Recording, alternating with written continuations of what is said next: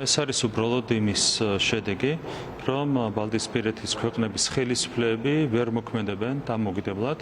ისინი არიან პირდაპირ დამოკიდებული Deep State-ის დავალებებზე, ინსტრუქციებზე, გლობალური ომის პარტიის დავალებებზე და ამ ქვეყნებს აქვთ სამწუხაროდ დაკარგული სუვერენიტეტი. სხვა ახსნა არ შეიძლება მოეძებნოს იმას, რომ ეს ქვეყნები ყოველგვარი საფუძვლის გარეშე უბრალოდ საბებებს იყენებენ ისინი იმისათვის, რომ ხელოვნურად გააფუჭონ ურთიერთობები ჩვენს ქვეყანასთან.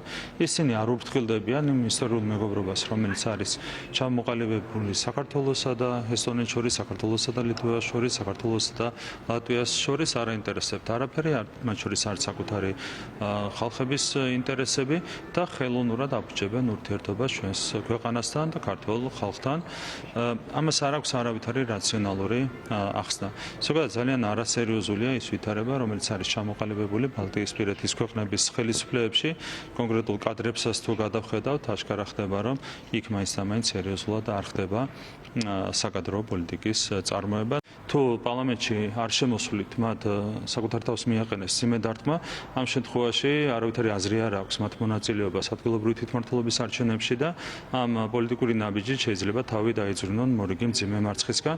თუმცა ეს არის საბოლოო ჯამში მათი გადასაწყვეტი, მიიღებენ თუ არ მიიღებენ მონაწილეობას არჩევნებში, ასეც და ისეც ისინი არიან განწირული ძალიან მძიმე მარცხისთვის.